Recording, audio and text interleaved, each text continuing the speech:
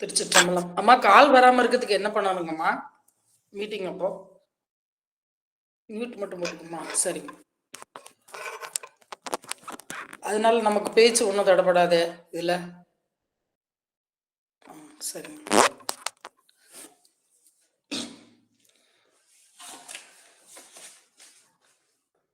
திருச்சிற்றம்பலம். தென்னாடுடைய சிவனே போற்றி, எந்நாட்டவர்க்கும் இறைவா போற்றி, ஏகம்பத்துரை எந்தாய் போற்றி, பாகம் பெண்ணுருவானாய் போற்றி, அண்ணாமலையம் அண்ணா போற்றி, கண்ணார் அமுதக்கடலே போற்றி, காவாய் கனகத்திரளே போற்றி, கைலை மலையானே போற்றி போற்றி. திருச்சிற்றம்பலம்.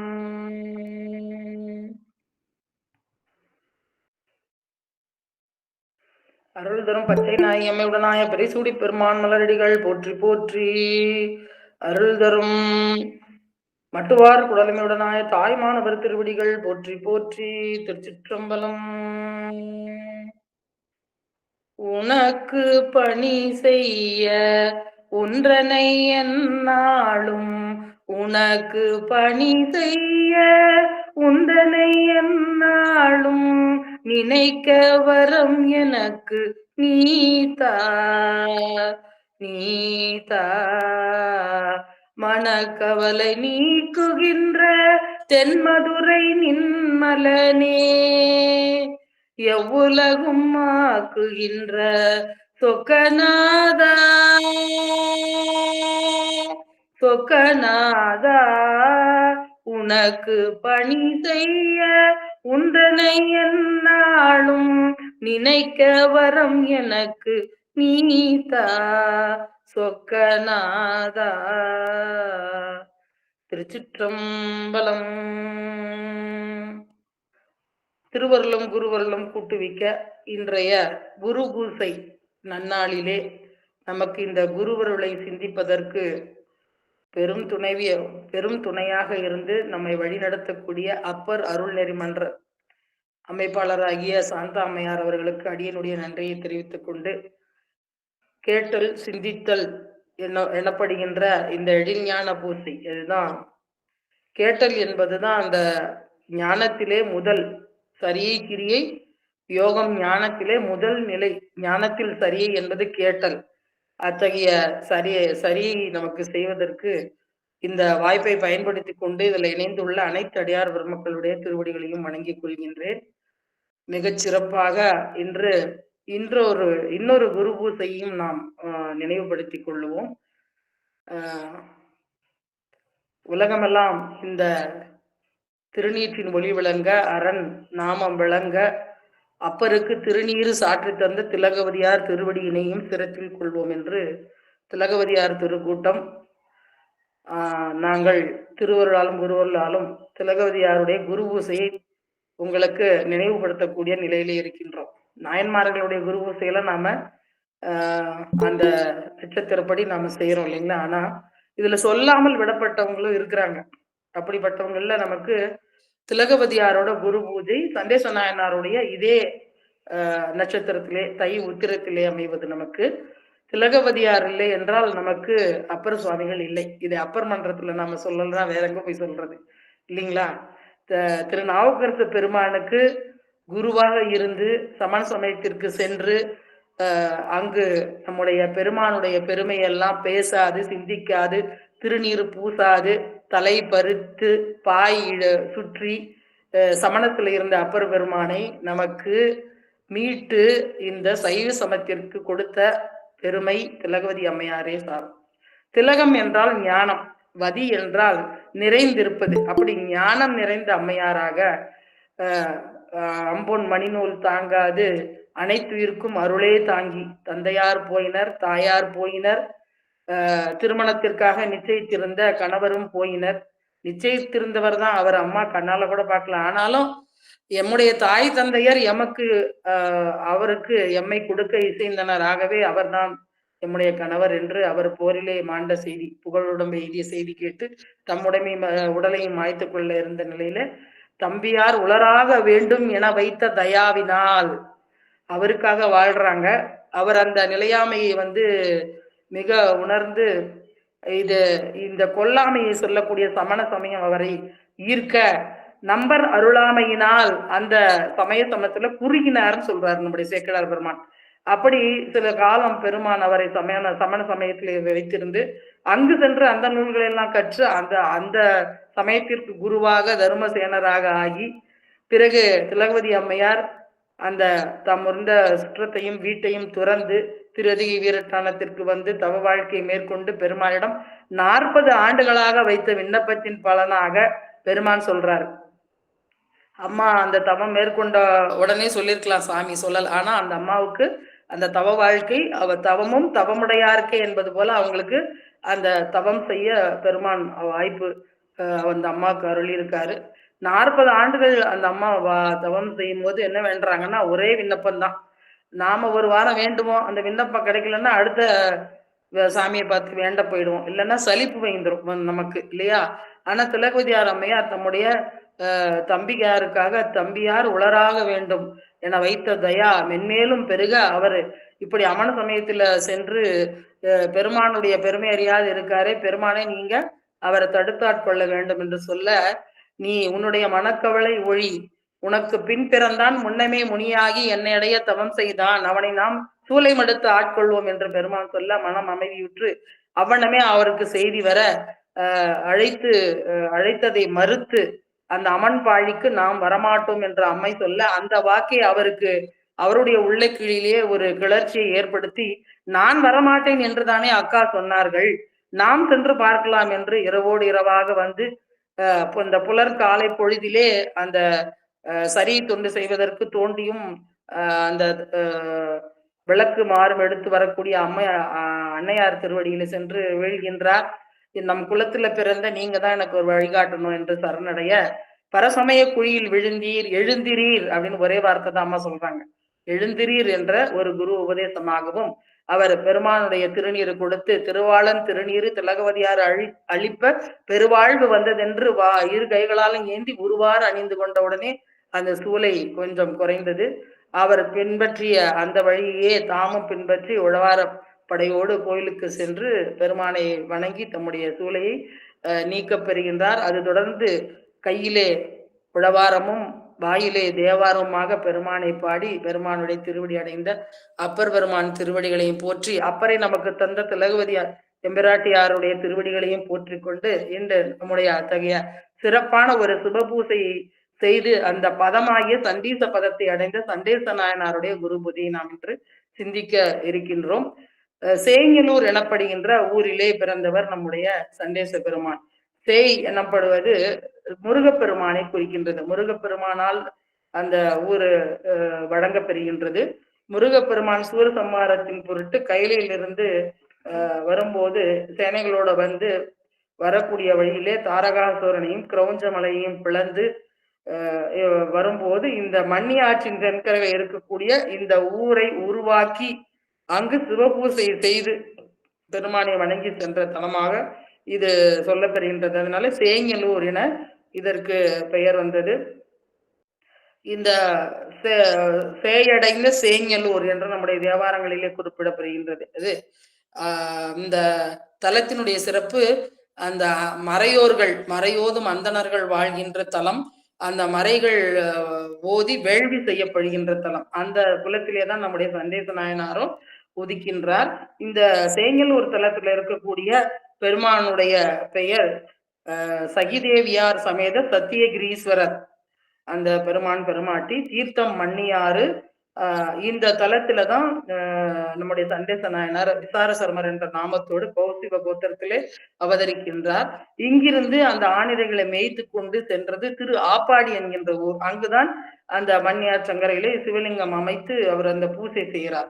அந்த தலமும் அருகிலே தான் இருக்கின்றது. மிகவும் அது சிறப்பு. அங்குதான் பெருமான் அவருக்கு அந்த கொன்றை மாலையை சூட்டி சண்டேசன் என்கின்ற பதம் கொடுத்தது. முத்தி தலமா வச்சுக்கலாம்.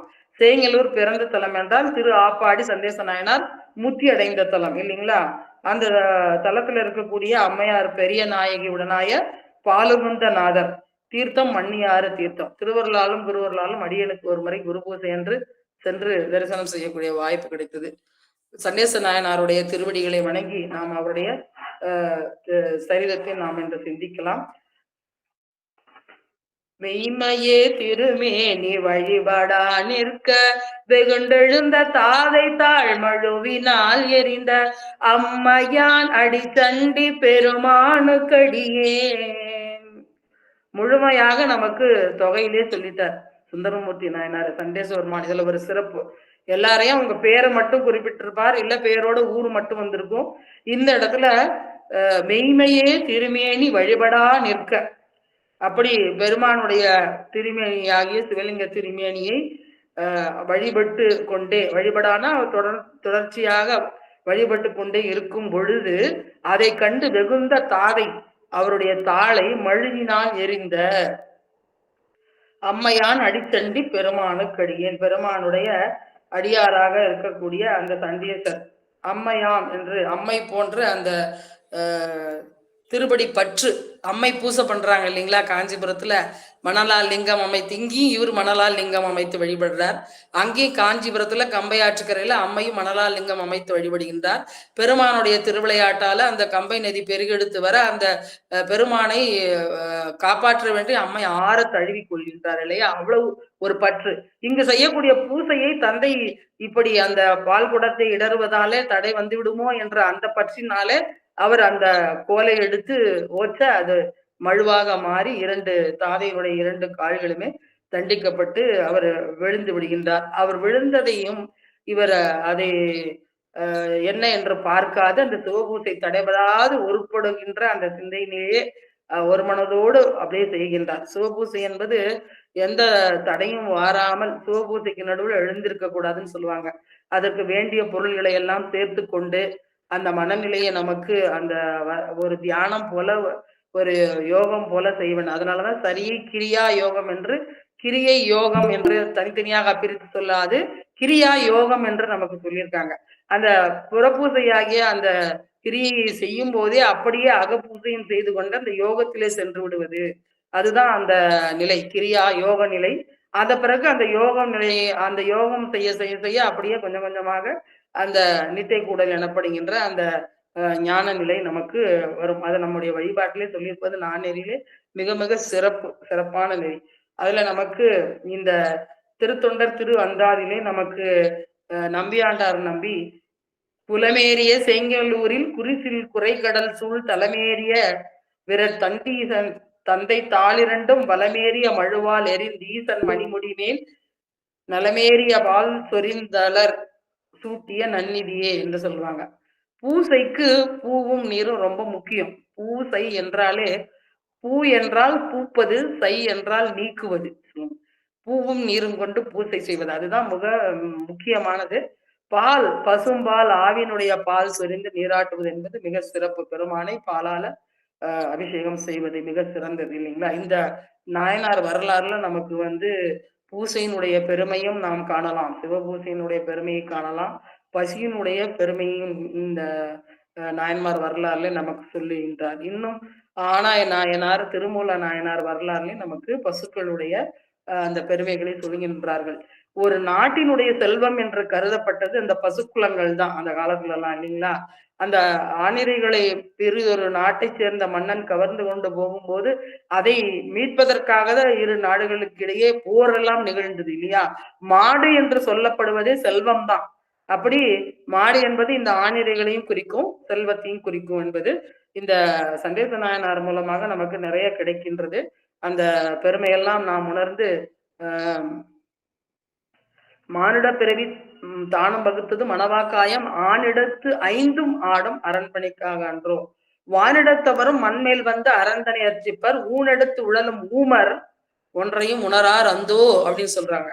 அப்போ ஆணிடத்து ஐந்தும் ஆடும் பெருமான் என்று, இந்த ஆண் ஐந்து என்பது ரொம்ப சிறப்பாக சொல்லப்பெறுகின்றது. நம்ம தேவாரங்கள்ல பெருமானுக்கு பஞ்சகவ்யம் அப்படின்னு சொல்லுவாங்க. அந்த பசுக்களிடமிருந்து கிடைக்கக்கூடிய 5 வகையான பொருட்களை சேர்த்து பெருமானுக்கு நீராட்டுவது என்று உண்டு. சிவனிரவு காலத்துல ஒரு முதல் காலத்துல நாம அந்த பஞ்சகவ்யம் கொண்டு அபிஷேகம் கண்டிப்பா செய்யப்பெறுகின்றது இல்லைங்களா. மற்ற நாள்ல செய்யலனாலும் சிவனிரவு நாள்ல அந்த முதல் காலத்துல அந்த பஞ்சகவ்யம் இடம் சிறப்பாக சொல்லப்படுகின்றது. இன்னும் ஒன்று கேட்டீங்கன்னா, நம்ம இந்த இடத்தை தூய்மைப்படுத்துவதற்கு அந்த தீட்டு அகற்றுவது அப்படின்னு சொல்லுவாங்க. அந்த புனிறு அகற்றுதல் என்ற படிக்கின்ற புண்ணியாக வசனம் அப்படின்னு சொல்லப்படுறதெல்லாம் மிக சிறப்பாக இந்த பஞ்சகவ்யம் பயன்படுத்தப்படுகின்றது இல்லையா? இது இவ்வளவு ஒரு சிறப்பான இவ்வளவு ஒரு புனித தன்மையாக இருக்கக்கூடிய அந்த பொருள்களை எல்லாம் நமக்கு கொடுப்பது அந்த பசு புனித பசு. அந்த பசுவை நாம எப்படி பாதுகாக்கணும்?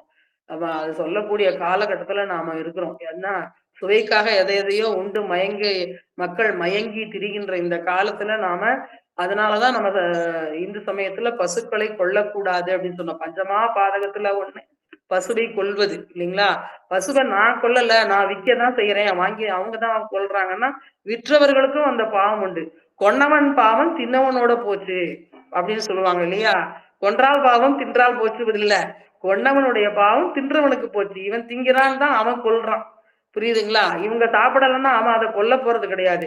அதாவது கடை விரித்தேன் கொள்வார் இல்லைன்னா அவன் கடையை திறந்து வச்சுட்டு யாரும் வாங்க வரலன்னா அவன் மூடிட்டு போயிடுவான் அடுத்தாப்புல. நாம எல்லாம் போய் வாங்கி அதை உண்பதனாலதான் அந்த கடைகள் பெருகுகின்றன. அதுவும் இந்த நவீன காலத்துல இதனுடைய அவல நிலை மிக மிக மிக மோசமாக இருக்கின்றது. இந்த வழிப்படுத்தக்கூடிய அந்த அரசு செலுத்தக்கூடிய நிலையில் இருக்கிறவங்களே அதற்கு துணையாக இருப்பது மிக மிக நம்முடைய தவக்குறைவு தான். என்ன சொல்றது, அது எல்லாருக்கும் புரிந்திருக்கும்னு நினைக்கிறேன். அந்த அதுவும் இதுவும் அது அப்படியே சேர்ந்தாப்புல எங்க பார்த்தாலும் நாம் காணலாம். மிக மக்களை சீரழிப்பதாக இருக்கின்றது இந்த உணவு பழக்கமும் அந்த பழக்கமும் என்று சொல்லி, அப்படிப்பட்ட பசுக்களை எல்லாம் நாம் பாதுகாக்க வேண்டும். அதை நம்முடைய சண்டேச பெருமான் விசார சருமர் அவர் நமக்கு நன்றாக இந்த பிராணத்துல வலியுறுத்துகின்றார் என்று சொல்லி, இந்த பசுக்கள் கொடுக்கக்கூடிய அந்த பால், பசும் பால், ஆவின் பால் என்பது பெருமானுக்கு அபிஷேகம் செய்யக்கூடியது மிக சிறப்பு. நெய்யும் பாலும் தயிரும் கொண்டு நித்தல் பூசனை செய்யலுற்றார் கையில் ஒன்றும் காணமில்லை கடலடி தொழுதுய் நல்லால் ஐவர் கொண்டிங்கு ஆட்டாடி ஆழ்குழிப்பட்டழுந்து வேனுக்கு உய்யுமாறொன்று அருளி செய்யீர் ஓனகாந்தன் தளி உளீரேன்று இந்த நெய்யும் பாலும் தயிரெல்லாம் நிறைய நம்ம தேவாரங்கள்ல சொல்லப்படுகின்றது இல்லைங்களா? அப்படி சிறப்பாக அந்த பெருமானுடைய முடி மேல் அந்த பசும் ஆவினுடைய பாலை ஊட்டி இட்டு எதற்கு பிறகு தாதையினுடைய தாளை தடிந்ததுக்கு பிறகும் அந்த பூஜையை இடைவிடாது செய்து நமக்கெல்லாம் அந்த பூஜையினுடைய சிறப்பை சொல்லியவர் நம்முடைய சேம நிதியாக இருப்பவர் என்று சொல்றார். நம்முடைய சண்டேசனாயனுடைய சரித வரலாறு மும்மையால் உலகாண்ட சருக்கத்தில மும்மையால் உலகாண்ட மூர்த்திக்கும் அடியன் என்று வருது இல்லையா? அது ஒரு சருக்கமாக அதுல 6வது வரலாறாக நமக்கு சொல்லப்பெறுகின்றது. இந்த திருமேனி மெய்மையாம் திருமேனி மெய்மையே திருமேனி வழிபடா நிற்க என்ற திருமேனியை நமக்கு குறித்து சொல்றாரு. என்னன்னு கேட்டீங்கன்னா, நீள்நாகம் அணிந்தாருக்கு நிகழ்குறியாம் சிவலிங்கம் அப்படின்னு சொல்லுவாங்க. இந்த குறி எனப்படுவது அந்த ஒரு அடையாளம். அந்த அடையாளத்தை கொண்டு அந்த அடையாளத்துக்குரிய பொருளை தியானிப்பது, அதுக்காக தான் அடையாளம். நமக்கு தெரியும் சைவ சித்தாந்தத்துல அருவம், அருவுருவம், உருவம்ன்ற நாம திருமேனிகளை வைத்து வழிபடுறோம். அது மட்டும் அல்லாது வேள்வி தீயில எழுந்தருள தீயில வழிபடுவது, கும்பத்துல வழிபடுவது இருக்கு இல்லைங்களா? அப்புறம் படத்துல வழிபடுவது, சிலைகள்ல வழிபடுவதுன்னு இருக்கு. அப்புறம் அடியார் உள்ளத்துல எந்த வடிவத்துல வழிபடுறாங்களோ அந்த வடிவத்துல பெருமான் அருள் செய்யறான். இப்படி ஒரு நாமம் ஓருருவம் ஒன்றுமில்லாருக்கு 1000 திருநாமம் என்பது போல நமக்கு அந்த நம்முடைய கருமேனி கழிக்க வந்த கருணையின் வடிவுகானே அப்படின்னு சொல்லுவார் சித்தியார்ல. உருமேனி தரித்து கொண்டது அப்படின்ற பாட்டுல சொல்லுவாரு. இப்படி உருவம் இல்லாத பெருமான் இந்த உருவம் எடுத்து வருவது நம்முடைய அந்த கருமேனியை கழிக்க வந்த கருணையின் வடிவு. இதெல்லாம் அம்மையினுடைய வடிவு, தடத்த வடிவம், பெருமானுடைய எளிவந்த வடிவம் என்று சொல்லுவோம். அப்படிப்பட்ட அந்த பெருமானை இங்க குறி என்றுதான் நாம் சொல்லணும். இப்ப அதுதான் அதை கொண்டு அதனுடைய உண்மை பொருளை தியானிப்பது என்ற வண்ணமாக மெய்மையே திருமேனி என்று அதை நமக்கு சொல்லியிருக்காரு. வழிபடா நிற்க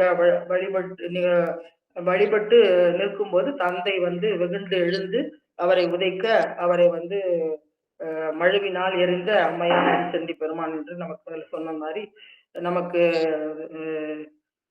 குலமேறிய சேங்கலூரில் குருசில் குறைகடல் சூழ் என்று அவருடைய ஊரை குறிப்பிட்டு தண்டீசர் தந்தை தாளிரண்டும் பலமேறிய மழுவால் எரிந்து ஈசன் மணிமுடி மேல் எரி பால் சொரிந்தவர் என்று அவருடைய ஊரையும் அவருடைய சிவபூசையும் நமக்கு நம்பியாண்டார் நம்பி குறிப்பிட்டிருக்கிறார். சுந்தரமூர்த்தி நாயனாருடைய திருவடிகளையும் நம்பியாண்டார் நம்பி திருவடிகளையும் வணங்கிக் கொண்டு, செல்லுமலி குன்றத்தூர் சேக்கிரார் பெருமான் திருவடிகளை வணங்கிக் கொண்டு, இதுல நமக்கு கிட்டத்தட்ட ஒரு 56 பாடல்ல சொல்லியிருக்காரு.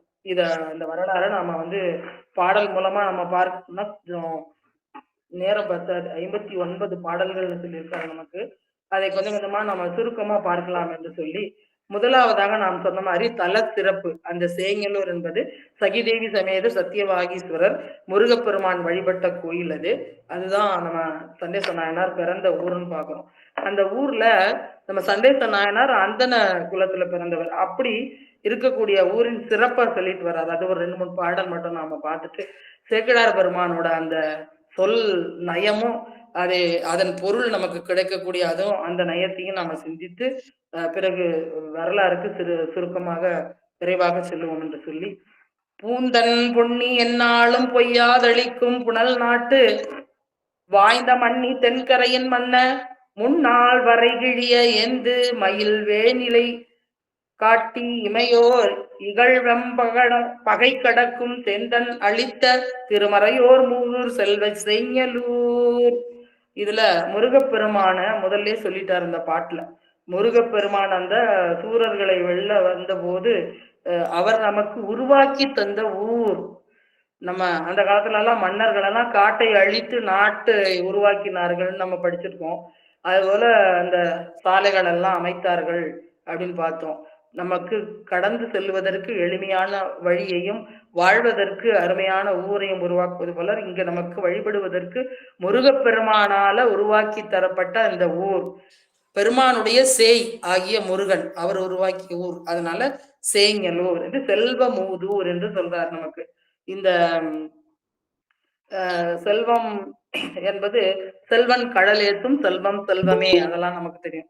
செல்வ நெடுமாடம் சென்று சேனோங்கும் செல்வம் அதிதோய என்று பெருமானை வணங்குவதுதான், நம்ம பெருமானை பூசை செய்வதுதான் நமக்கு செல்வம். அதுதான் நமக்கு சேம நிதி, அதுதான் நமக்கு உதவுவது. மற்ற எந்த செல்வமும் நமக்கு உதவாது என்று சொல்லும் வண்ணமாக அதை சொல்றாங்க. சண்டேச பெருமானுடைய பிறந்த ஊரும் இதுதான். இந்த ஊர்ல தான் நமக்கு சண்டேச பெருமான் அவதாரம் செய்தார். சண்டேசர் என்பது இன்னொன்னு என்னன்னு கேட்டீங்கன்னா, அது ஒரு பதம் இல்லைங்களா? அந்த தவம் செய்தவர்கள் அந்த பதத்தை அடையலாம், அந்த பதத்திற்கு உரியவர்கள். பெருமான் அந்த பதத்தை கொடுத்து அவர்களுக்கு அருளுவார் அப்படின்றத பாக்குறோம். சண்டேஸ்வரர்கள் சிவபெருமானுக்கு மட்டுமல்ல, அம்மைக்கு இருக்கிறாங்க, விநாயக பெருமானுக்கு இருக்கிறாங்க அப்படின்னு நம்ம பாக்குறோம் இல்லைங்களா? அம்மை கோவிலுக்கெல்லாம் போனோம்னா நம்ம அங்க சண்டீஸ்வரி அப்படின்னு ஒருத்தவங்க இருப்பாங்க, அவங்கள நாம வணங்கிக்கணும் இல்லைங்களா? சிவபூசையின் பயனை, சிவனை வழிபட்ட சிவாலய தரிசனத்தின் பலனை நமக்கு கொடுக்குறவங்க சண்டேசர் தான். அவங்களாம் வணங்காம வந்துட்டோம்னா அந்த சிவாலய வணக்கம் சிவாலய தரிசனம் நமக்கு முழு பயனை கொடுக்காது என்று அதை நம்ம பார்க்கிறோம். அப்படி தில்லையில நமக்கு பார்த்தோம்னா பிரம சண்டீஸ்வரர் அப்படின்னு பார்க்கிறோம். திருவாரூர்ல யம சண்டீஸ்வரர் அப்படின்னு பாக்குறோம் இல்லைங்களா? அவங்க எல்லாம் அந்த சண்டேஸ்வர பதம் அடைஞ்சு அந்த நிலையில இருக்கிறாங்க. சண்டேஸ்வருடைய தியானம் எப்போதும் பெருமானை நோக்கியே இருக்கும். அதனாலதான் நம்ம சண்டேஸ்வருக்கு எப்படி நந்தியம் பெருமானை நடுவுல சிவபெருமானுக்கும் நந்தியம் பெருமானுக்கும் நடுவுல நாம போகக்கூடாதுன்னு சொல்றோமோ, அதே போல சண்டேச பெருமானுக்கும் குறுக்க நாம போகக்கூடாது என்று சொல்லி, பெருமானுடைய அபிஷேக தீர்த்தம் விழுது இல்லைங்களா? அந்த இடத்துல அதை சுற்றி சண்டேச நாயனாரை வணங்கி விட்டு மீண்டும் அப்படியே சுற்றி திரும்பி போக வேண்டும். அந்த தீர்த்தம் விழுகிற அந்த கோமுகி வழியா இப்படி அந்த பக்கம் குறுக்க வணங்கக்கூடாது அப்படின்னு சொல்லுவாங்க. ஏன்னா அவருடைய அந்த தியானமானது தடைபடும் என்று. இறைவனுடைய தியானத்துல இருக்கிறவர் அவரு. அவரோட அடிச்சண்டி பெருமான் சொல்றது பெருமானுடைய திருவடியை விடாதவர் இல்லையா? அப்படி அவருடைய இடையரா தொடர்பு சாமியோட திருவடிக்கும் அவருக்கு இருக்குது. அதனால அந்த பக்கம் போகாம இப்படி சுற்றி வணங்கி விட்டு செல்ல வேண்டும் என்று சொல்லுவோம். இன்னும் இந்த சிவனடியார்களுக்கு தெரியும், மற்றவங்களுக்கு தான் நாம சொல்லணும் இல்லையா? சண்டேச பெருமான் கிட்ட போய் அங்க கையை தட்டி சாமி கும்பிடுறது, நமக்கு புதிய ஆடைகள் கிடைக்க வேண்டும் என்பதற்காக அந்த ஆடையினுடைய நூலை எடுத்து போடுவது, அப்படியெல்லாம் சில பேர் பிரசாதத்தை வாங்கி கொண்டு போய் சண்டேஸ்வரர் சன்னதியில வச்சுட்டு வந்துருவாங்க. அப்படி அல்ல. நாம வந்து பெருமானுடைய அதாவது சிவசொத்து குலநாசம் என்பாங்க. அப்படி பெருமானுடைய சொத்து எதையும் நாம் எடுத்து செல்லவில்லை என்று சொல்லுவதாகவும், பெருமானை வணங்கிய பூசையின் பலனை சண்டேச பெருமானை நீங்கள் எங்களுக்கு வழங்க வேண்டும் என்றும் அவர்கிட்ட கையேந்தி நாம வேண்டிட்டு வரணும் அப்படின்னு சொல்லுவாங்க. அதற்காக தான் சண்டேசரை வணங்கி வரணும் இருக்கோம். இருந்தாலும் மற்றவங்களுக்கு சொல்லுங்க, அங்க போய் நாம கையை தட்டக்கூடாது. அவர் சிவ தியானத்துல அவர் எப்போதும் இருப்பாரு அப்படின்னு. நாம வந்து சண்டேச பெருமான் வந்து பெருமானை புறப்பூசை செய்து அந்த நிலையை அடைந்திருக்கின்றார்னா, அவர்லாம் எப்போதுமே முன் செய்த அந்த தவத்தின் தொடர்ச்சியாக அவதாரம் எடுத்தவர். அந்த அவதாரத்தை இப்ப நம்ம பார்க்க போறோம். இப்படி இப்ப முருகப்பெருமானால் அமைத்து கொடுக்கப்பட்ட ஊரு இந்த முதிய மறையோர்கள், முதுமறையோர் வேதியர் வாழக்கூடிய சேங்கலூர் என்று பார்க்கின்றோம். இந்த ஊர் சிறப்பு என்ன அப்படின்னு பாத்தீங்கன்னா, நம்ம சேக்கிழார் பெருமானுடைய சிறப்பிற்காக எண்ணலங்காரத்துல இந்த பாடலை நமக்கு சொல்லியிருக்காரு. ஒரு வாயினை திரு எழுக்கூற்றிருக்கே சொல்றோம் இல்லைங்க, அது மாதிரி நமக்கு ஈராய் முதல் ஒன்றாய் இருப்பெண் நான்குணம் மூன்றாய் மாறாமறை நான்காய் வரும் ஐம்பூதம் அவை என்று தேவாரத்துல கூட நமக்கு ஞானசம்பந்த பெருமான் சொல்லியிருக்காரு. அது போல இங்க செம்மை வெண்ணீட்டின் ஒருமையினால் இரண்டு பிறப்பின் சிறப்பினர் மும்மை தழலோம்பிய நெறியர் நான்கு வேத முறை பயின்றார் தம்மை ஐந்து புலனும் பின் செல்லும் தகையர் ஆறு தொழிலின் மெய்மை ஒழுக்க மேல் மேல் உலகும் போற்றும் மறையோர் விளங்குவது அந்த சேங்கலூர் என்று சிறப்பா சொல்றார். நமக்கு வெந்நீரே திருவெண்ணீரு, திருநீர் தான் சிறந்த செல்வம், அந்த நெறிதான் உயர்ந்த நெறி என்று அதை உணர்ந்து உருவது நீட்டின் செல்வம் என கொழும் உள்ளமைக்கார் என்று சொல்வது போல விதியினாலே பரவிய திருநீற்றின் அன்பு பாதுகாத்து உயிப்பீர் என்று மெய்ப்பொருள் நாயனார் சொன்னது போல அந்த திருநீற்றினுடைய சிறப்பை உணர்ந்து அந்த அந்த நெறியிலே நிற்பவர்கள் இருபிறப்பாளர் என்று சொல்வார். இருபிறப்பாளர் முத்தியாளர் நான்மறை ஓதும் என்று நமக்கு வரும் தேவாரத்துல கூட. அவர்கள் எல்லாம் ரெண்டு பிறப்பு. அது என்ன ரெண்டு பிறப்பு? நமக்கெல்லாம் ஒரு பிறப்பு, அவங்களுக்கு என்ன ரெண்டு பிறப்புனா, அவங்க வந்து உபநயனம் செய்துவது ஒரு பிறப்பாக கொள்ளப்படும். 7 வயதுல அவர்கள் குலத்துல உபநயனம் செய்வது, அதுதான் நம்ம சொல்லக்கூடிய தீக்கை எனப்படுவது. நமக்கும் அப்படி சொல்லிக் கொள்ளலாம். தீக்கை பெற்ற பிறகுதான் நாம புதிதாக தீக்கை பெற்ற அன்று புதிதாக பிறப்பதாக ஐதீகம். அதனால நம்முடைய இந்த மெய்மையான இந்த பிறவி பெருமான் கொடுத்ததற்கு நாம் செய்யக்கூடிய மெய்மையான தவம், மெய்மையான செயல் என்பது அந்த தீக்கைக்கு பிறகுதான் துவங்குது. அதை ஒரு குருநாதர் மூலமா நம்ம வாங்கி அதை வந்து கடைபிடித்து ஒழுகக்கூடிய நெறியை நாம என்று கை கொள்கின்றோமோ அன்றுதான் நாம் புதிதாக பிறந்ததாக கொள்ள பெறுகின்றது. இதைத்தான் அவர்களுக்கு இருபிறப்பாளர் சொல்றாங்க. அவங்க வந்து மும்மை முத்தி என சொல்லப்படுகின்ற அந்த 3 ஆகவனியம் கார்காபத்தியம் என்று சொல்லப்படுகின்ற அந்த முத்தியை வளர்த்து ஓம்பி நமக்கு அப்பூதி நாயனார் வரலாறுல சொல்றது மாதிரி அஞ்சி போய் களிமெலிய அழலோம்பும் அப்பூதி என்று சொல்லுவார். என்னன்னா, இந்த களியினுடைய துன்பம் உயிர்களுக்கு தாக்கக்கூடாது என்று அவர்களை காப்பதற்காக இந்த அந்தணர்கள் எல்லாம் முப்போதுமே அவர்கள் வீட்டுல அந்த வேள்வி தழலானது எரிந்து கொண்டே இருக்கும். அவர்கள் உலக நன்மையினை கருதி அந்த வேள்வியை செய்து கொண்டிருப்பார்கள் என்று சொல்லுவார். அப்படி வேள்வி செய்யக்கூடியவங்க இவங்க. அந்த அவர்களுக்கு வந்து பயிலக்கூடியது 4 வேதம் இல்லைங்களா? 4 வேத முறை பயின்றார். 4 வேதமும் ஒருத்தரே பயில்வாங்களாம் அப்படி கிடையாது. ஒரு சாம வேதம் ஒரு பிரிவினர், எதிர் வேதம் ஒரு பிரிவினர், அந்த மாதிரி ஒரு பிரிவினர். அதுலயுமே சாகைகள்லாம் இருக்கு. இந்த சாகை அந்த சாகைன்னு அதையெல்லாம் பிரித்து வழி வழியாக குருமரபின் மூலமாக பயின்று வரக்கூடியவர்கள் அவர்கள். தம்மை 5 புலனும் பின் செல்லும் தகையார். நம்மை 5 புலனும் பின் செல்லும் தகைமையார்னா அவர்கள் தங்களை முழுமையாக இந்த பணியிலே, சிவப்பணியிலே, இந்த தொண்டிலே, இந்த பெருமானை வழுத்தக்கூடிய நிலையிலே ஈடுபட்டு இருக்கிறதுனால அவங்க 5 புலன்களையும் வென்றவர்கள். உரணனம் தோட்டியான் ஓரைந்தும் காப்பான் என்று குரல்ல சொல்லுது. மாறி நின்று என்னை மயக்கிடும் மஞ்ச பலனைந்தன் வழியடைத்து அமுதே ஊறி நின்று என்று நமக்கு பெருமான் சொல்றாரு. இந்த நீத்தல் விண்ணப்பம் முழுவதுமே இந்த 5 புலனை பத்தி தான் சொல்லுவார். எறும்பு விடை நாங்கூழ் என புலனால் அரிப்புண்டேனே எந்தாய் விட்டுடு இது கண்டாயம்பார் இல்லைங்களா? அப்படி இந்த ஐம்புலன்கள் நமக்கு செய்யக்கூடிய துன்பம் தான் பெரிய துன்பம். அதுல இருந்து ஒருத்தர் வெளிவருவது என்பது அதுதான் நம்ம முத்திக்கு சொல்லக்கூடிய நிலையில இருக்குது. நாவுக்கரசு பெருமான் அந்த நிறைவா பாடக்கூடிய பதிகத்துல சொல்லுவார். நிறைவா பாடக்கூடிய பதிகத்துல ஐவரால் ஆகக்கூடிய காரியம் இங்கு ஆவது ஒன்றும் இல்லை அப்படிம்பார். இந்த 5 பேருக்கு இங்க வேலை இல்லை பெருமானே அப்படிம்பார்.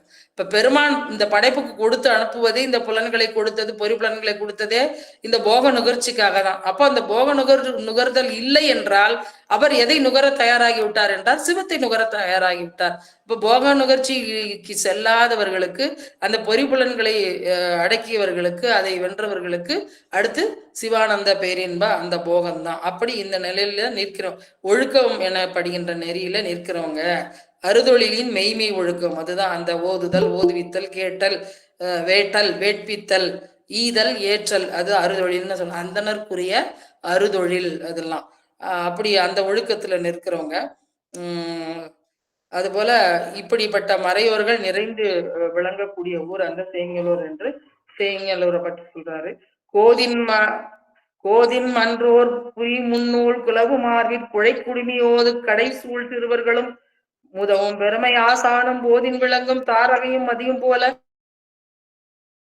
மொழிகள் ஒதுங்க வேத ஒலிகள் முழங்குவன. அங்கு மறை ஓதுவர்கள் இருந்தாங்கன்னா அங்க என்ன நடக்கும் அப்படின்னு கேட்டீங்கன்னா, இந்த மறையை தங்களுடைய அடுத்து வர இளம் தலைமுறையினருக்கு சொல்லிக் கொடுப்பாங்க இல்லையா.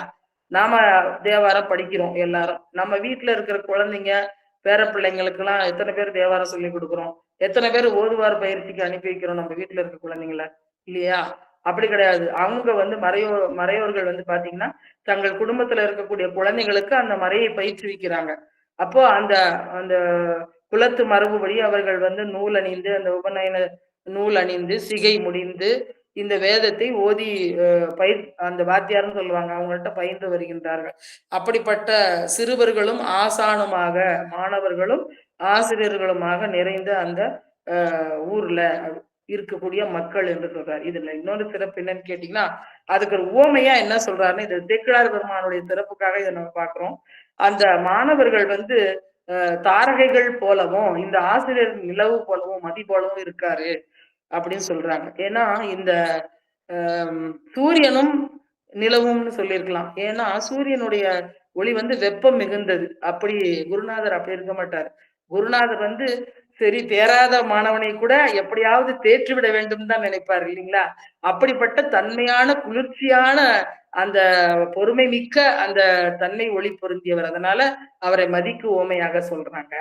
இன்னொன்னு, இந்த சூரிய ஒளி வந்த பிறகு இந்த நிலவினோட ஒளி தெரியாது, இல்லைங்களா? அதுல அடங்கிவிடும். அப்படி அல்ல இந்த மாணவர்கள், அவர்களும் தத்தமக்குரிய அறிவை பெற்றே இருந்தார்கள்.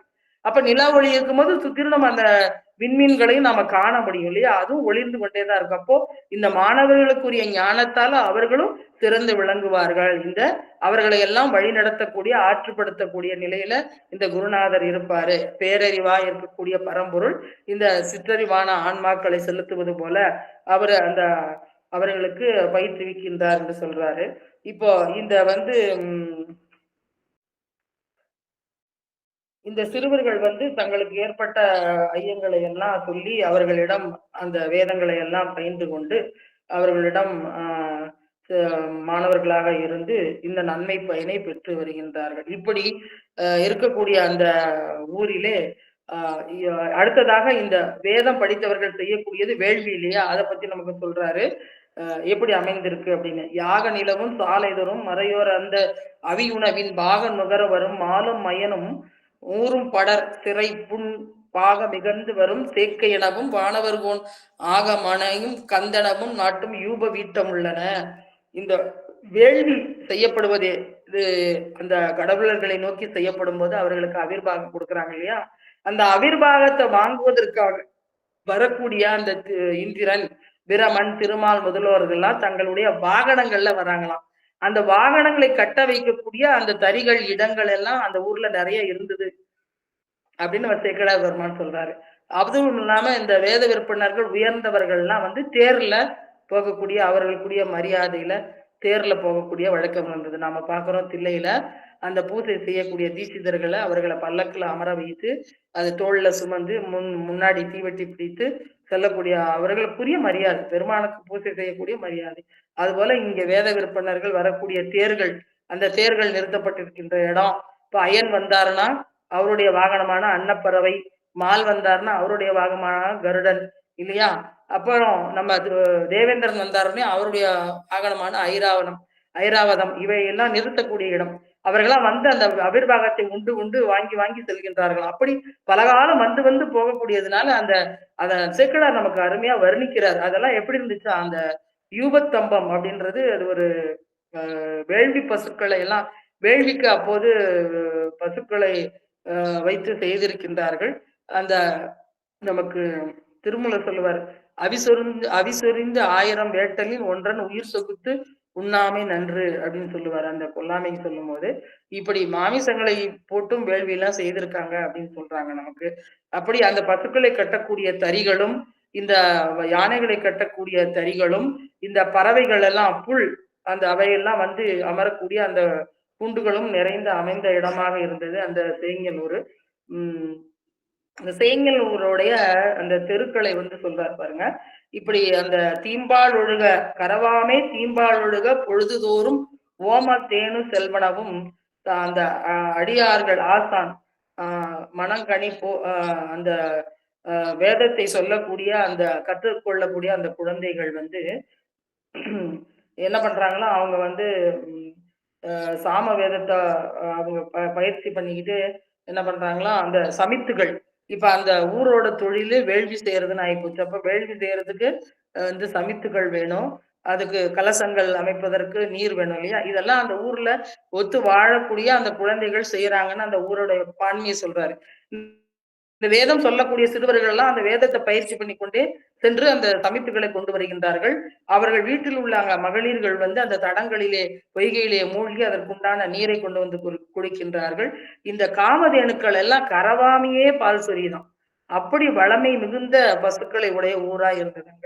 ஏன்னா வேள்விக்கு மிக முக்கியமாக தேவைப்படுவது இந்த பசுக்கள் கொடுக்கக்கூடிய நெய் இல்லையா, ரொம்ப முக்கியம்.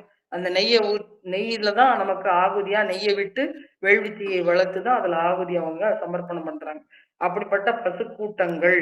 இதுல தேனு என்று சொல்வது வந்து காமதேனு என்பதன் தலைக்குறை அப்படின்னு சொல்லுவோம். நாம கூட என்ன பண்ணுவோம், பூசையின் போது தேனு முத்திரை அப்படின்னு காமிக்கிறோம் இல்லைங்களா?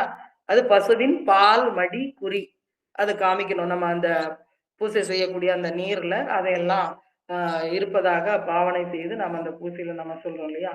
அடுத்ததாக இந்த கைலையின் தாழ்வரை என்று நமக்கு அந்த திருமலை சிறப்புல சொல்லுவார். அது போல இந்த மண்ணியாற்றன் கரையில இருக்கக்கூடிய அந்த தாழ்வுல என்னென்ன இருக்கு அப்படின்னா, அந்த அந்த யாகசாலை அங்க இருக்கு. ஆற்றங்கரையில நிறைய அமைச்சிருக்காங்க. பெரிய பரந்த ஊராக இருக்கின்றது, பரந்த இடப்பரப்பாக இருக்கின்றது. இப்படி நாம சொல்றோம் இல்லைங்களா, ஒரு வாகனங்களை எல்லாம் நிறுத்தணும்னா எவ்வளவு பெரிய இடமா இருக்கணும். இப்ப கார் பார்க்கிங் எல்லாம் பார்த்தா சின்ன இடத்துல செய்ய முடியாது இல்லையா? அதுக்குன்னு பெரிய இடம் அமைத்து அதை பகுத்து கொடுக்கணும் இல்லையா? அது போல இப்படி மாணவர்கள்லாம் வந்து தங்களுடைய வாகனங்களை நிறுத்துவதற்கும் அந்த யானைகளை கட்டுவதற்கும் தேர்களை வைப்பதற்கும் பெரிய பரந்த அந்த இடமாக அந்த மண்ணியாற்றின் சைல அந்த ஊர் அமைந்துள்ளது என்று அந்த நகர சிறப்பை நமக்கு சொல்றார். அப்படி சொல்லிக்கொண்டே வரும்போது இந்த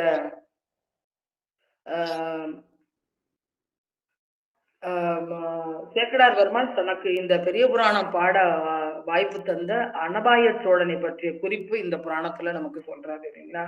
சென்னி அனபாயன் குலோத்துங்க சோழன் தில்லை திரு வெண்ணை பொன்னி மயமாக்கிய வளவர் போர் என்றும் புவிகாக்கும் மன்னர் பெருமான் அனபாயன் வரும் தொன் மரபின் முடிசூட்டு தன்மை நிலவு 15 விளங்கும் தகைத்த ஊர் என்று சொல்றார். அனபாய சோழர் பெருமான் மீது மிகுந்த பக்தி கொண்டு திருநீற்று எப்போதும் பூசி இருப்பவர். அதனால அவருக்கு திருநீற்று சோழர் என்று ஒரு பெயர் சொல்றாங்க. திருநீற்று மேல அவர் வைத்த அன்பின் அவருடைய திறமும் அவருடைய முன்னோர்கள் அந்த தில்லை பொன்மயமாக பொன்வேடு வைந்ததையும் அதையும் சொல்றாரு. இப்படி மன்னர்கள் எல்லாம் முடிசூட்டி கொள்ளக்கூடிய 5 ஊர்கள்ல இந்த சேங்கனூர் ஒரு ஊரா இருந்தது. 5 ஊர்னா காவிரி பூம்பட்டினம், திருவாரூர், உறையூர், அப்புறம் கரூர் அப்புறம் சேங்கலூர். இந்த 5 ஊர்களும் மன்னர்கள் வந்து ஒரு நாட்டை வென்று அவர்கள் புதிதாக முடிசூட்டி கொள்ளும் போது இல்ல ஒரு அரசருக்கு பிறகு அவருடைய தமையனுக்கு முடிசூட்டுவது இந்த 5 நகரங்கள்ல ஒண்ணு அவங்க வந்து தேர்ந்தெடுத்திருந்தாங்க. அப்படிப்பட்ட சிறப்பான ஊர் இந்த சேங்கலூர் என்று சொல்றாரு. இப்ப இந்த சேங்கலூரினுடைய பெருமை என்ன சொல்றாரு, இந்த மண்ணின் பயனாகிய சேங்கலூர், இந்த மண்ணில வந்து பயன் என்ன அப்படின்னு கேட்டீங்கன்னா, இந்த தேங்கலூரை இந்த மண் பெற்றிருப்பதுதான் இதற்கு பயன் என்று சொல்றாரு. அது போல பண்ணின் பயனாம் நல்லிசையும் பாலின் பயனாம் இன்றுவையும் கண்ணின் பயனாம் பெருகொழியும் கருத்தின் பயனாம் எழுத்தஞ்சும் விண்ணின் பயனாம் பொய்மழையும் வேத பயனாம் சைவமும் போல் மண்ணின் பயனாம் அப்பதியின் வளத்தின் பெருமை வரம்புடைத்தோ சொல்ல முடியுமோ அப்படின்னு சொல்லி எதெல்லாம் எதனால எது பயனடைகிறது, அதனுடைய பயனால என்ன நமக்கு கிடைக்கிறது. நமக்கு பண்ணின் பயனாம் நல்லிசையும், பண்ணோடு பாடுதல் தேவாரத்துன்னு நம்ம சொல்றோம் இல்லைங்களா, அது எப்படி வரணும், அந்த பண்ணுதல் என்பதனால பண்ண என் நாவினால் வருக எம்பிரான் என்று மாணிக்கவாசகர் சொல்லுவார். நாவினாலே பண்ணி இசைத்து பாடுவதுதான் அந்த இசை, நல் இசை. அப்புறம் அந்த பாலுக்கு அமிர்தமாகிய பாலுக்கு பயன் என்ன, இன்சுவை, இயற்கையிலேயே சுவை உடையது அந்த பால், அது அமுதம் என்று நம்ம சொல்றது. அடுத்தது கண்ணின் பயனாம் பெருவொழியும், கண் என்றால் நமக்கு ஒரு உறுப்பு அப்படின்னா ஒளி காணக்கூடியது. நம்ம சித்தாந்தத்துல சொல்லும் போது கண்ணினுடைய தன்மை, அதனுடைய விடயம் என்னன்னா ஒளி உரு அப்படின்னு சொல்லுவோம். அந்த கண்ணில் இருக்கக்கூடிய உரு அந்த ஒளி தன்மையினாலதான் புற ஒளியின் துணை கொண்டு இந்த கண் என்கின்ற இந்திரியம் கண் என்ற உறுப்பை கொண்டு காண்கின்றது அப்படின்னு நம்ம பார்க்கணும். அப்புறம் கண்ணுக்கு பயன் என்னது, ஒளி. அப்ப அந்த ஒளி இல்லைன்னா அந்த கண்ணினால எந்த பயனும் இல்லை. அடுத்தது கருத்தின் பயனாம் எழுத்து அஞ்சும். இப்போ கருத்து என்றால் என்ன அப்படின்னா, எதுலயோ கருத்து வைக்கிறது பயன் கிடையாது. ஐந்தெழுத்துல நம்ம கருத்தை வைத்தோம்னா அது நமக்கு பயன். இப்போ நம்ம சிந்திக்கிறோம் இல்லையா, பெருமானை பற்றி சிந்திப்பது. அடுத்ததாக நம்ம அந்த ஐந்தெழுத்தை உபதேசம் பெற்று அதை கருத்தாக வைத்து நாம் தியானம் செய்யும் போது நமக்கு அது பயன் அடைகின்றது, பயன் கொடுக்கின்றது. பெருமானை நினைத்து இல்லையா, பெருமானை சிவனை நினைத்திலே நாம மனம் படைத்ததனுடைய பயன் என்று சொல்லி அவர் சொல்றாரு. விண்ணின் பயனாம் பொழி மழையும், அதாவது விண்ணின்றி விசும்பு விசும்பில துளி வீழலன்னா புள்ளின் தலை காண்பதறிது என்று குரல்ல சொல்லுவார். விசுமின்றி துளி வீழாடின் புள்ளின் தலை காண்பதறிது. அப்படி அதனாலதான் நமக்கு இந்த மழை மட்டும் பொழியலைன்னா இந்த உலகத்துல அறம் என்பது இல்லாமல் போய்விடும். அப்போ ரொம்ப முக்கியமா இருக்கு, மக்கள் அறவழியில வாழ்வதற்கும் தவம் ஏற்றுவதற்கும் இந்த மழை துணி ரொம்ப முக்கியமா இருக்கு. அதனால நமக்கு கடவுள் வாழ்த்துக்கு அடுத்ததாக வான் சிறப்பு வைத்திருக்கிறார் வள்ளுவர். அவ்வளவு முக்கியமானது அந்த மழை. அப்போ அது ஆகாயத்தின் பயன் என்ன அப்படின்னு கேட்டீங்கன்னா அந்த மழையை நமக்கு தருவதுதான். வேத பயனாம் சைவம் இங்கதான் மிக சிறப்பாக சொல்றாங்க. அதாவது நமக்கு சொல்லுவாங்க சித்தாந்தத்துல, வேதாந்த தெளிவாம் சைவ சித்தாந்தம் இங்கு தெரிக்கலுற்றாம் என்று சிவபிரகாசத்துல சொல்லுவார் நமக்கு உமாபதி சிவம். வேதாந்தத்தினுடைய தெளிவு சைவ சித்தாந்தம். அது தெரியாமல் போனாலே வேதாந்தம், அது தெளிவாக தெரிந்தாலே சித்தாந்தம்னு சொல்லுவாங்க இல்லையா, அப்படி முடிந்த முடிவு இதுதான் இதுதான் என்று நமக்கு எல்லாவற்றையும் அறுதி கூடுவது நம்முடைய சைவ சித்தாந்தம். அந்த சைவம் அந்த வேதத்தின் பயனாக நமக்கு இருப்பது என்று இதெல்லாம் சொல்றாரு. நமக்கு அடுத்ததாக இந்த தலத்துல நமக்கு சண்டேச பெருமான் நமக்கு எல்லாம் கிடைப்பதற்கு காரணமாக இருந்த 2 பேரை பத்தி சொல்றாரு. பெருமானுக்கு நஞ்சு அளித்ததும் அந்த ஒளியான மாணிக்கத்தை அளித்ததும் எது அப்படின்னு கேட்டா அந்த நாகம். அந்த நாகத்தினிடையே எவ்வாறு அந்த ஒளியை கொடுக்கக்கூடிய மணியும் கேடு விளைவிக்கக்கூடிய நஞ்சும் இருக்கின்றதோ அதுபோல இந்த எச்சதத்தன் என்பவன் அந்த ஊர்ல மறையோர் குலத்துல காசிப கோத்திரத்துல பிறந்தவன். அவனும் அந்த மறைப்படி மறை ஓதி அதுல ஒழுகிறவர் தான். அவரிடம் அந்த நன்மையாகிய சண்டேச பெருமான் விசார சருமரும் நமக்கு கிடைத்தாரு. சிவபூசைக்கு இடையூறு செய்யக்கூடிய அந்த தீமையை அவர் செய்தார் என்று அவர் சொல்றாரு. அவருடைய இல்வாழ்க்கை துணையாகிய பெரும் பேர் எல்லை பயன் பெறுவாள் பற்றை ஏரியம் பற்று வர சார்பாயுள்ள பவித்திரையாம் என்று அவருடைய தவம் செய்த மனைவியை சொல்லி குறிப்பிடுகின்றார். இவர்களுக்கு விசார சருமர் என்கின்ற நம்முடைய சண்டேச பெருமான் பெறுகின்றார். மறையோர் குலம் பெருக ஏழு புவனங்களும் உய்ய மண்டி நடம் செய்பவர் சைவ வான்மை வளர மாதவத்தோர் வென்றி விளங்க உதயம் செய்தார் விசார சருமனார். நமக்கு எப்படி ஞானசம்பந்தர் வரலாறுல வேத நெறி தழைத்தவங்க மிகு சைவத்துறை விளங்க என்று சொல்றாரோ அது மாதிரி இங்க சொல்லி விசார சருமர் அவதாரத்தை சொல்றாரு. 5 வருடம் ஆகியது அவருக்கு முன்னை தவத்தின் சார்பாக அந்த மறைகள் எல்லாம் என்னாச்சுன்னா முந்தைய அறிவின் தொடர்ச்சியின் காரணமாக முகைத்த மலரின் வாசம் போல் சிந்தை மலர உடன் மலரும் செவ்வி உணர்வு சிறந்ததால் அவர் முன்னை பிறவிகளிலே அவற்றை எல்லாம் முற்றும் கற்று இருந்ததுனால இந்த பிறவில 5 வயதிலே அவருக்கு அந்த ஞானம் எய்தியது என்று சொல்றாங்க. அவங்க குல வழக்கம் போல 7 வயது உபநயன சடங்கு செய்து அவரை வேதம் கற்க அந்த வேத பாடசாலைக்கு அனுப்புறாங்க. உபநயனம் அப்படின்னா என்ன அப்படின்னு கேட்டோம்னா, நயனம்னா கண்ணு நமக்கு தெரியும் இல்லையா. உப என்றால் மற்றொரு கண் இல்லையா. இன்னொரு ஏற்கனவே 2 கண் இருக்கு, மற்றொரு கண் உனக்கு தருகின்றோம் என்று சொல்லிதான் அந்த வேதங்களை எல்லாம் உபதேசம் செய்து அந்த குழந்தைக்கு கொடுப்பாங்க. அது ஞானமாகிய கண் என்று சொல்லப்படுவது. அதை பெற்றுக்கொண்டு அவங்க அந்த சாதனையை செய்யணும். அது ஒரு தீக்கை போலதான்.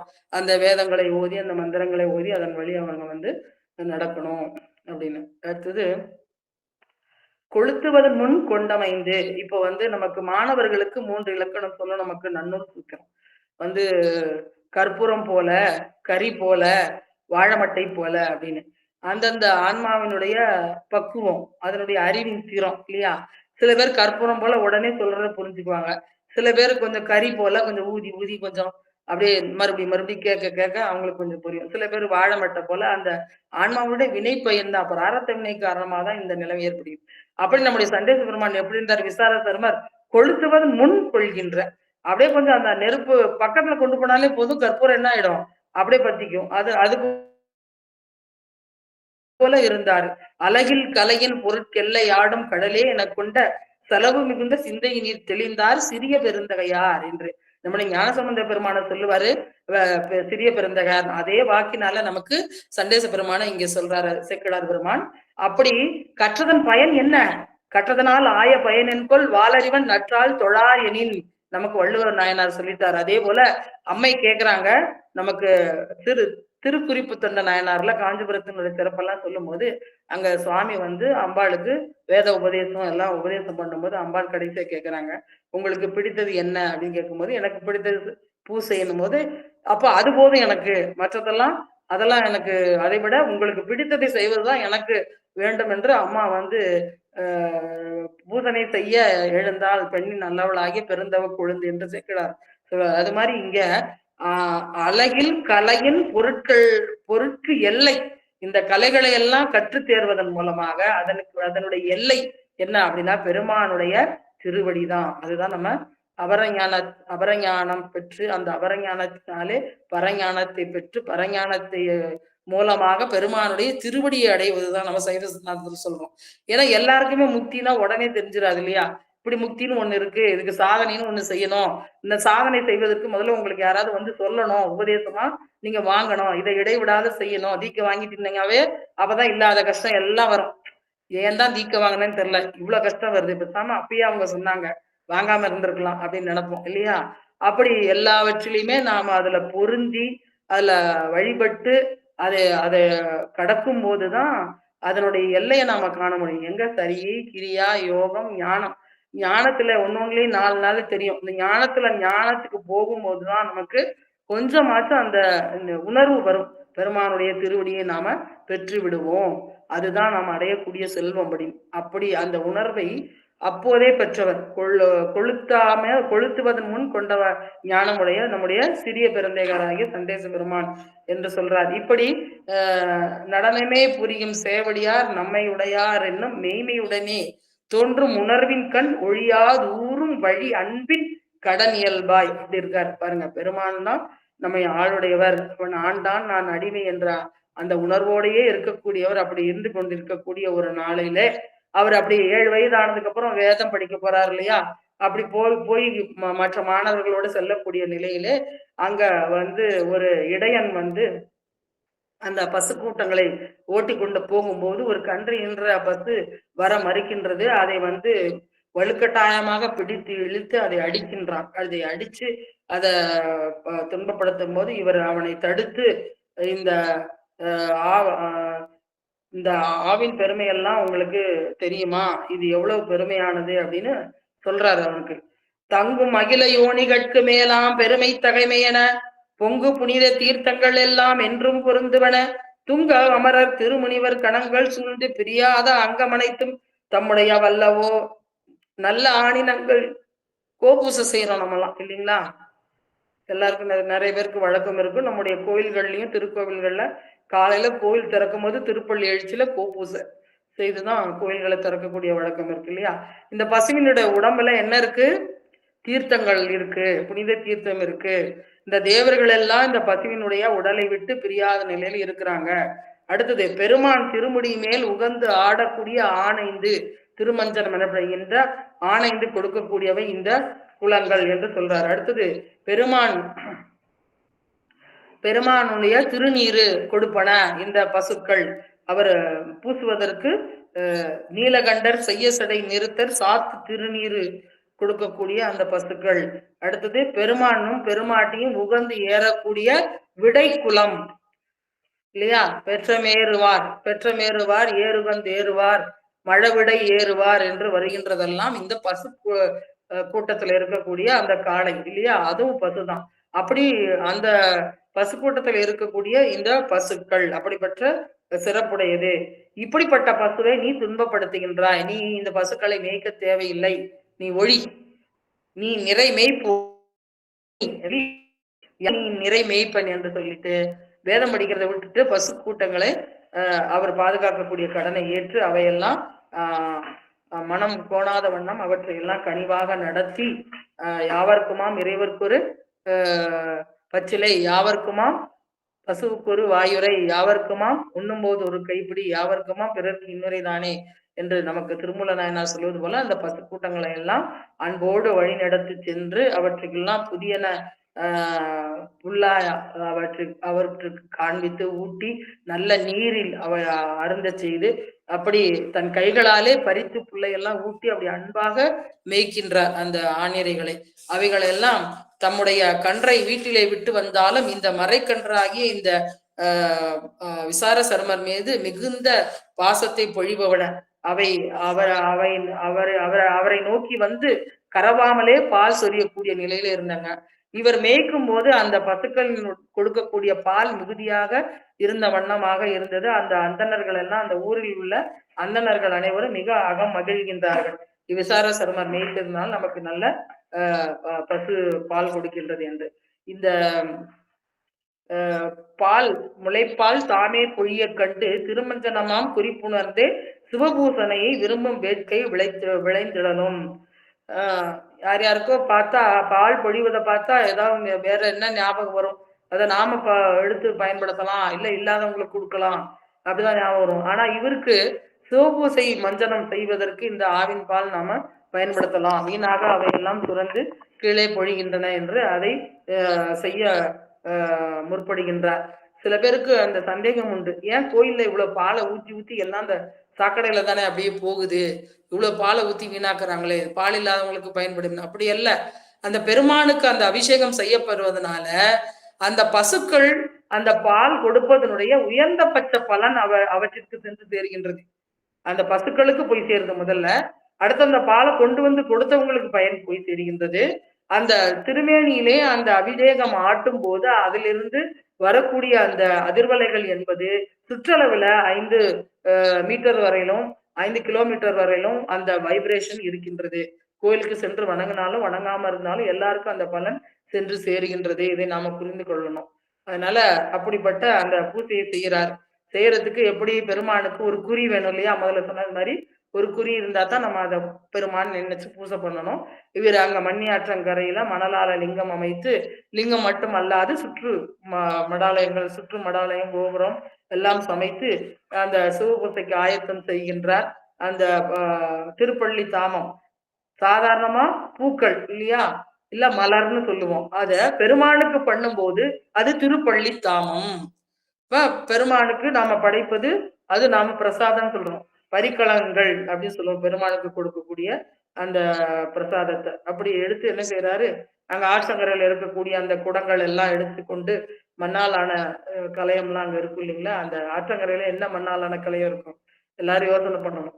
அந்த காரியம்லாம் செய்துட்டு அங்க ஆற்றங்கரையில வச்சிருப்பாங்க அந்த மண்ணாலான இதெல்லாம், அதை எடுத்து அந்த பாலை எல்லாம் பிடித்து வைத்து கொண்டு பெருமானுக்கு பூஜை செய்கின்றார். இவ்வாறு பூஜை செய்வதை பார்த்த ஒருவர், அவர் தெரியாதவர், அவருக்கு தெரியாது இல்லையா, அதனால அவர் என்ன பண்றாரு, இப்படி இந்த விசார சர்மன் பாலை எல்லாம் மண்ணில கொட்டி வீணாக்குகின்றார் என்று சொல்ல, அவர்கள் அந்த எச்சதத்தனை அழைத்து அவர்கள் சொல்ல, நான் என்னவென்று அறிந்து உங்களுக்கு உங்களுக்கு ஏற்பட்ட இந்த துன்பத்தை நீக்குகின்றேன் என்று சொல்லி, அதாவது கண்ணால பார்ப்பதும் பொய், காதால கேட்பதும் பொய், தீர விசாரிப்பதே மெய் என்று இவர் என்னன்னு பார்க்கணும்னு சொல்லிட்டு மறுநாள் அவர் கூட அவர் பின்று சென்று ஒரு புறாமரத்துல ஏறிக்கொண்டு பார்க்கின்றார். இவர் அவ்வண்ணமே இப்ப சிவபூசை செய்யறது மாதிரி எடுத்து அந்த பூக்களை எல்லாம் சேகரித்து கொண்டு அந்த பூசை செய்யும் போது அன்னைக்கு அதற்கு முன்னாடி, அதாவது நித்தலம் நியமம் செய்து நீர்மலர் துவி சித்தமன்ற வல்லார்க்கு அருளும் சிவன் கோயில் என்று சொல்வது போல, முதல்ல பெருமானை அந்த மண்ணியாற்றங்கரை மண்ணியாறிலே மூழ்கி பெருமானுக்கு அதன் பிறகு ஆலயம் சமைத்து கொண்டு அதன் பிறகு திருப்பள்ளி தாமம் கொய்து வந்து அந்த பாலை கறந்து கொண்டு வந்து, இதுக்கு பூசைக்கு நைவேத்தியம் வேணும், தூப தீபம்லாம் வேணும். நாம பூசை பண்றவங்களுக்கு தெரியும் இல்லையா? ஆனா அங்க சண்டேஸ்வரர் வச்சு பண்ணாரா அப்படின்னா இல்ல. அவர் பண்ணது திருப்பள்ளி தாமம் நமக்கு குறிப்புல கிடைக்குது. பால் நீர் வச்சிருக்காரு. அப்போ என்ன பண்ணாரு மீதி பூசைக்கு? அப்போ அவர் பூசை முழுதுமான பூசை இல்லையா அப்படின்னா, இல்லாதனவற்றையெல்லாம் மனதால கற்பித்து கொண்டு அகப்பூசை. அப்ப அகமும் புறமும் ரெண்டும் ஒரே நேரத்துல அங்க பூசை ஆகுது. அதுதான் அந்த ஒன்றுதல் என்று நாமும் இந்த புறப்பூசை செய்யும் போதே அகப்பூசையோட நாவுக்கரசு பெருமானெல்லாம் அப்படிதான் அகத்திலையும் பூசை வெளியிலையும் பூசை அப்படின்ற நிலைதான் நம்ம அடுத்த நிலை, அந்த யோக நிலை. அப்படி அது ஒரு உன்னதமான நிலை. அப்படி 2 நிலையிலையும் அவர் பூசை செய்யறாரு. இதை பார்த்து அவர் இறங்கி என்ன செய்யறாரு, கண்டபோதே விரைந்து இழிந்து புறாமரத்துல இருந்து இறங்கி கடிது சென்று கைத்தண்டு கொண்டு மகனார் முதுகில் புடைத்து கொடிதா மொழி கூற தொண்டு புரியும் சிறிய பெருந்தோன்றலார் தம் பெருமான் மேல் மண்டு காதல் அர்ச்சனையின் வைத்தார் மற்றொன்று அறிந்திரரா அப்படி. அந்த சிவோகம் பாவனையில சிவபூசை செய்யறது நாம் அல்லங்க. நான் சிவபூசை செய்யறேன் அப்படின்னா அந்த பூசை நிறைவு கிடையாது. சிவபூசை செய்யறதுக்கு முன்னாடி அந்த சிவோகம் பாவனை நம்ம எடுப்போம் இல்லைங்களா, அந்த உடலை கோயிலாக்குதல், அது எல்லாம் அப்படி அந்த சிவபூசை பண்றதும் சிவம் தான். அந்த சிவோகம் பாவனையில இருந்து அந்த சிவபூசை செய்யும் போதுதான் அந்த ஒன்றுதல் வரும். அப்படி தந்தையார் கோலால அடிக்கிறாரு, எந்த உணர்வும் இல்லை. கடிதாக கொடிதாக அந்த மொழியெல்லாம் சொல்லி திட்டுறாரு. அவருக்கும் ஒண்ணும் இல்லை. அதை அறிந்திராமல் என்ன பண்றாரு, தொடர்ந்து பூசை பண்ணிட்டு இருக்காரு. அந்த தந்தையாருடைய சினம் மிகவும் அதிகமாகி இவர் செய்து கொண்டிருக்கக்கூடியதை தடைப்படுத்துவதற்கு எது என்று பார்க்கும்போது அந்த பால் குடங்கள் தான் அவர் பூஜை பண்றாரு. அப்ப அதை உதைத்தால்தான் அவருடைய கவனத்தை ஈர்க்க முடியும் என்பதற்காக அந்த தந்தையார் என்ன பண்றாரு, பால் குடத்தை காலால உதைக்கிறாரு. உதைச்சோன்னு பாக்குறாரு, தந்தையார் நல்லா தெரியுது. அங்க மாடு ஆணையர்களை மேய்ப்பதற்கு வைத்திருக்கின்ற கோல் இருக்கு, அதை எடுக்கின்றாரு. திருவருளால் அது மழுவானது, அதுவும் அவருக்கு தெரியுது. தந்தையார் காலை துணிக்கிறார். துணித்து விட்டு மீண்டும் பழைய போலவே அந்த பூசையை செய்ய தந்தையார் விழுந்து படுகின்றார். அந்த பூசையினுடைய ஒன்றுதல், அந்த பெருமான் மீது நிறைந்த அந்த காதல் அன்பு, அது எப்படி இருக்குது இல்லையா? அப்போ அங்க பெருமான் வராம இருப்பாரா? இப்படி ஒன்றி பூசை செய்யற இடத்துல கண்டிப்பா பெருமான் அந்த பூசையை ஏற்றுக்கொள்கின்றார் என்பதற்கு அடையாளமாக பெருமானை விடைமேல் அம்மையப்பராக முருகப்பெருமானோட நீ உன்னுடைய தாதையை துணிந்ததனால் என்ன சொல்றாரு, தாதை விழ வெறிந்தாய், அடுத்த தாதை இனி உனக்கு நான் என்று அருள் செய்து அனைத்து அருளி உச்சி மோந்து அந்த பெருமான் அவர் பெருமான் அனைத்து உச்சி மோறது எவ்வளவு பெரிய பாக்கியம் அது அவருக்கு கிடைச்சிருக்குது. அந்த அண்டர்பிரானும் தொண்டர் தவக்கு அதிபனாக்கி தன்னுடைய கொன்றை மாலை எடுத்து அவருக்கு சூடுறாரு. அண்டர்பிரானும் தொண்டர் தமக்கு அதிபனாக்கி அனைத்தும் உண்டகலமும் உடுப்பணமும் சூடுவனமும் உனக்காக சண்டீசனமாம் பதம் தந்தோம் என்று அங்கு அவர் ஒற்றட முடிக்கு துண்ட மதித்தே சடை கொன்றை மாலை வாங்கி அதற்கு அடையாளமாக பட்டாபிஷேகம் செய்வது போல தந்தை அரசர் இல்லையா, பேரரசர் தன்னுடைய மகனுக்கு இளவரசா அந்த முடி சூட்டுவதற்கு அடையாளமாக அந்த கொன்றை மாலையை சூட்டுகின்றார் என்று நமக்கு சொல்றாங்க. சரி, இவரு தந்தையை பத்தி மறந்துட்டாரு, சிவபூசை மட்டும்தான் ஞாபகம் இருக்கு. அப்போ அந்த பூசைக்கு உண்டான பொருளும் அவருக்கு கிடைச்சிடுது, பெருமானுடைய தரிசனம் கிடைச்சிடுது.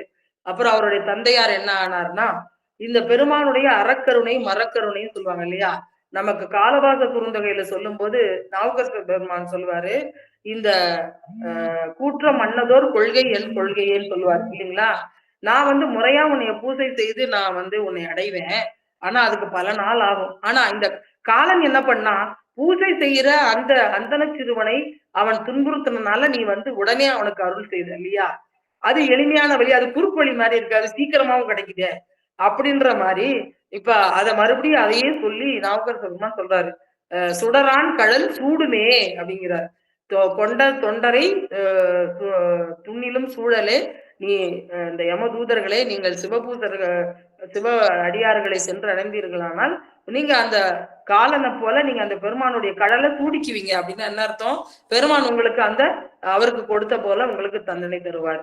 பெருமானுடைய அந்த மரக்கருணை ஆகிய தண்டித்தலும் அருளே இல்லையா? அந்த அரக்கர்கள் எல்லாம் வீழ்ந்துபட்டார்கள்னா அவர்கள் கடவுளர்களால வீழ்ந்துபட்டாங்க, பரம்பொருளால வீழ்ந்துபட்டாங்க. அது அருளே அவர்களுக்கு. அப்படியே பூஜை செய்யக்கூடிய சண்டேச பெருமானை தடுத்ததுனால அவருடைய தாதை அவரும் முன் பிறப்புல தவம் செய்தவர் தான். இந்த குலத்துல வந்ததுனாலதான் அவருக்கு மகனாக பிறக்கக்கூடிய பயனை பெற்றிருக்கின்றார். சண்டேச பெருமானை விசார சரமரை பெற்றிருக்கக்கூடிய தந்தையாக அவதாரம் செய்திருக்கின்றார். அவர் தினமும் பூஜை செய்து செய்து பெருமானை அடைந்தார். இவர் அந்த பூஜைக்கு அவர் எத்தனை நாள் பூஜை செய்தாரு தெரியல. இவர் ஒரே ஒரு நாள் இடையூறு பண்ணார். சாமிக்கு அவருக்கு காட்சி கொடுத்து அவருக்கும் அந்த வீடு பேற்றை அளித்தார் என்று சொல்றாரு. நமக்கு பெருமானோட கருணையை பாருங்க. அடித்தாலும் அன்பே, அனைத்தாலும் அன்பே. அதுதான் நமக்கு சொல்லும்போது பார்த்துட்டின் எல்லாம் அருளே என்று நம்ம செய்வது தான் சொல்லும். படைத்தல் காத்தல் ஒடுக்குதல் மறைத்தல் அருள்னு தனித்தனியா சொன்னாலும் எல்லாமே அருளே என்று சொல்லும். அப்படி அந்த முதுமறையோனாகிய எச்சதத்தன் பெருமானுடைய அந்த கருணையினால குற்றம் நீங்கி சுற்றமுடன் சிவலோகம் சென்று சார்ந்தார் என்று நமக்கு சொல்றார். இப்படி சித்தம் சிவமாக்கி செய்தனவே தவமாக்கும் அத்தன் கருணையினால் தொல்நோக்கம் ஆடாமோ என்று சொல்ற மாதிரி நம்ம மறை சிறுவராக இருந்த விசார சருமர் பெருமானுடைய பிள்ளையாயினார். எப்படி நாம இந்த உடம்பு இருக்கிறவங்கள பெருமான் எப்படி வந்து உச்சி மோந்து எல்லாம் செய்வாரா அப்படின்னா, பெருமான் தீண்டிய உடனேயே அவரு இந்த ஊனுடம்பு நீங்க பெற்று அருள் உடம்பாயினார் அப்படின்னு நம்ம பாக்குறோம். அப்ப அந்த உடம்பு அந்த அருளுடம்பு பெருமானுடைய மகன் இல்லையா? எல்லாமே சக்தின்னு தான் நம்ம சொல்றோம். திருவுருள் தான்.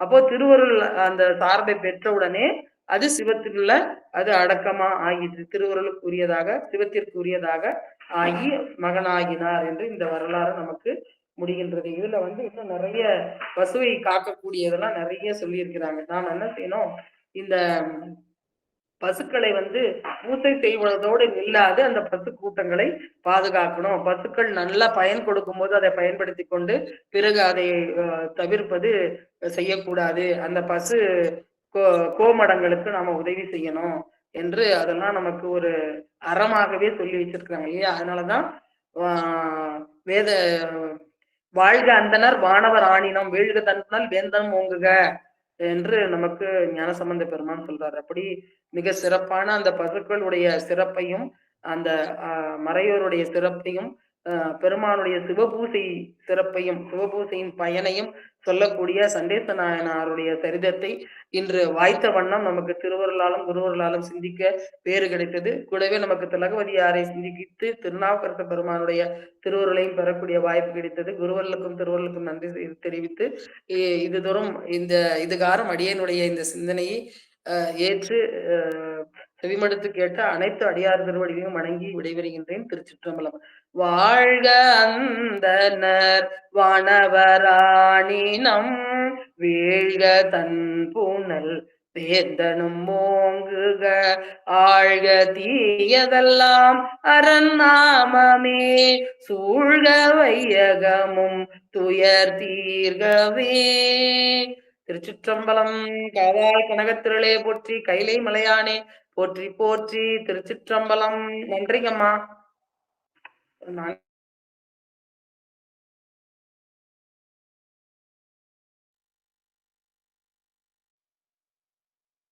சிவாய நம்ம திருச்சிட்டோம்லம்மா. அம்மா திருச்சிட்டோம்லம்மா. கங்காம்மா நல்லா இருக்கீங்களா? நல்லா இருக்கேன் நல்லா இருக்கேன். குரல்ல கேட்கவா வேணும் உங்க குரலுக்கும் உங்க அருமையா கிடைச்சிங்கம்மா. அப்படியே எங்கேயோ போயிட்டு எங்கேயோ வந்து நின்ன மாதிரி இருந்தது. ரொம்ப அருமை அருமை. திருநெல்வேலிக்கு எப்போ வரீங்க? வரேங்கம்மா, கண்டிப்பா வரேங்கம்மா, சொல்றேங்கம்மா.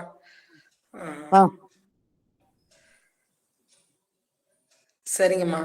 எனக்கு நேரம் குறைவுதான். நான் ஊருக்கு வேற வந்திருக்கேன். ஆனாலும் அம்மா குரு பூசைன்னா அன்னைக்குதாம்மா சிந்திக்கணும்ட்டாங்க. சரி தவிர்க்க முடியல, திருவருள் சொல்லும், திருவருள் உணர்த்தும் அப்படின்ட்டு அடியேன்னு நிறைய சொல்லலாம். சரி குறைவா சுருக்கம் பண்ணுங்க. சரிங்கம்மா, சரிங்க. நன்றிங்க, நன்றி. மிக சிறப்பு. ஆமா ஆமா, மிக சிறப்பு. நேரம் குறைவா இருந்து எடுத்துக்கிட்டீங்கனாலும் கரெக்டா சரியாத்தான் கருத்துக்களை சொல்லிட்டீங்கல்லம்மா. அருமையா இருந்துச்சு. ரொம்ப அதுதாம்மா நாம நன்றிங்கம்மா, கேக்குறோம். ஏன்னா திருச்சிட்டம்பலம். இதுல இணைஞ்சவங்களுக்கு எல்லாம் தெரியாம இல்ல, எல்லாருக்கும் தெரியும் இல்லைங்களா? அதுல நாம சிறப்பான கருத்துக்களை எப்படி சொல்லலாம் அப்படின்றது தாங்கம்மா. நன்றிங்கம்மா, நன்றிங்கம்மா. அருமை, அருமை. அம்மா திருச்சிற்றம்பலம் சிவகாமி அம்மா சிவகாம சுந்தரி அம்மாவை பார்க்கக்கூடிய பாக்கியம் எனக்கு கிடைச்சு அவங்களுடைய சொற்பொழிவு கேட்டேன். தொய்வில்லாத உரை திலவகதியாரின் பெருமை கேட்டேன். பரசமய குழியில் விழுந்த தம்பியை எழுப்பி அந்த வரலாறு சூப்பரா பண்ணினீங்க அம்மா. அப்புறம் சண்டீச நாயனாரோட திருவரலாறு எல்லாமே தெரிஞ்ச வரலாறுன்னா கூட நீங்க அதை மிக அழகாக கொண்டு வந்தீங்க. அப்புறம் பசுக்களை எப்படியாகும் நம்ம காப்பாற்றணும், நிறைய விஷயங்கள் சொன்னீங்கம்மா. உங்களுடைய பொழிப்புரை சொற்பொழிவை கேட்டதற்கு எனக்கு தான் பாக்கியம் கிடைச்சிருக்கு. ரொம்ப சந்தோஷம்மா, ரொம்ப ரொம்ப சந்தோஷம். திருடி வணங்கிறேங்கம்மா. நன்றிங்கம்மா, நன்றிங்கம்மா. நாங்களும் நல்ல மங்கை அம்மையார் திருவடியை வணங்கிறோம். சிவாய நம. திருச்சிற்றம்பலம். சிவாய நம. திருச்சிற்றம்பலம் அம்மா. அம்மா சந்தோஷமா அம்மா. அம்மா அடியனுக்கு அடுத்து வேற ஒரு வகுப்பு இருக்குங்கம்மா, உத்தரவு வாங்கிக்கிறாங்கம்மா. சரிங்கம்மா, சரி. சரிங்க. நீங்க வாட்ஸ்அப் குரூப்ல பதிவிடுங்கம்மா உங்க கருத்துக்களை. நன்றிங்கம்மா அனைவருக்கும். சரிங்கம்மா. சரிங்கம்மா.